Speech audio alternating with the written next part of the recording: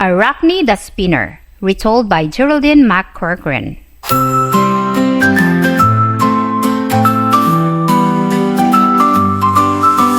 Hi, I have a story to tell. It's from a time I remember so well. Arachne the Spinner, retold by Geraldine McCaughrean. Once, when all clothes and clothes were woven by hand, there was a weaver called Arachne, more skillful than all the rest. Her tapestries were so lovely that people paid a fortune to buy them. Tailors and weavers came from miles around just to watch Arachne at work on her loom. Her shuttle flew to and fro, and her fingers plucked the strands as if she were making music rather than cloth. "The gods certainly gave you an amazing talent," said her friends. Gods, Budkins, there's nothing the gods could reach me about weaving. I can weave better than any god or goddess.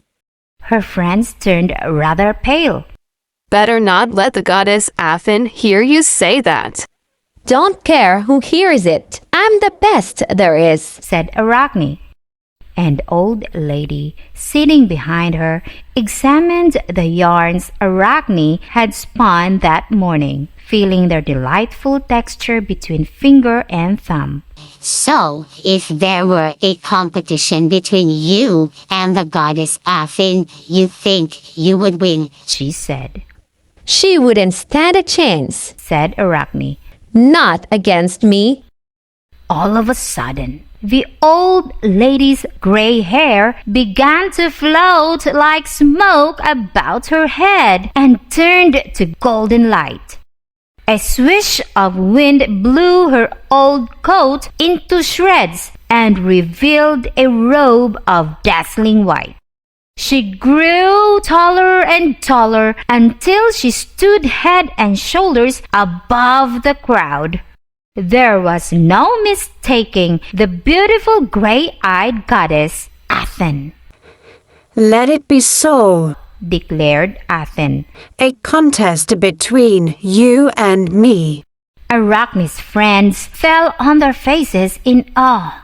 But Arachne simply threaded another shuttle. And although her face was rather pale and her hands did tremble a little, she smiled and said, "A contest then, to see who is the best weaver in the world." To and fro went the shuttles, faster than birds building a nest. Athene wove a picture of Mount Olympus. All the gods were there, heroic, handsome, generous, clever, and kind. She wove all the creatures of creation onto her loom.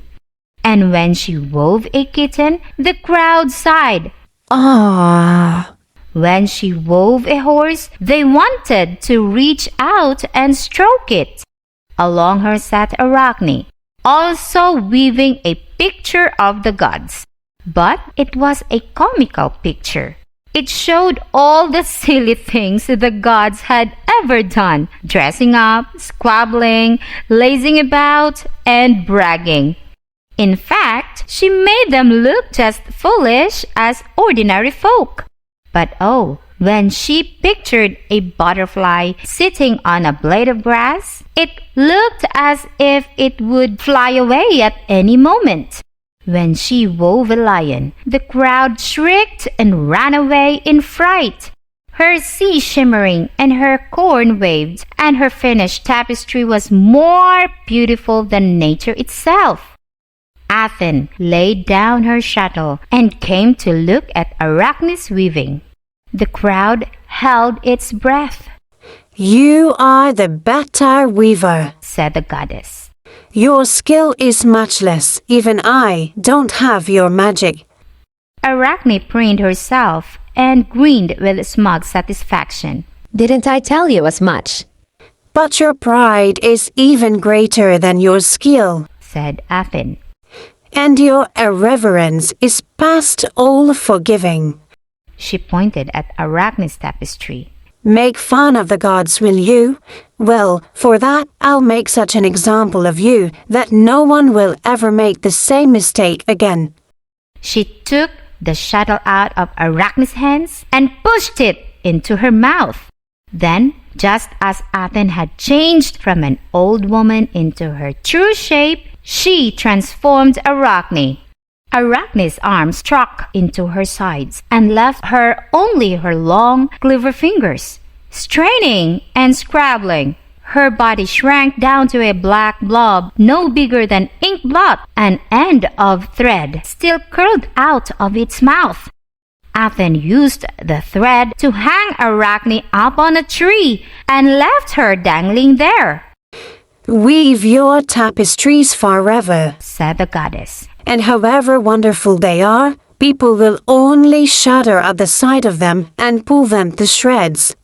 It all came true, for Arachne had been turned into the first spider, doomed forever to spin webs in the corners of rooms, in bushed and in dark, upswept places.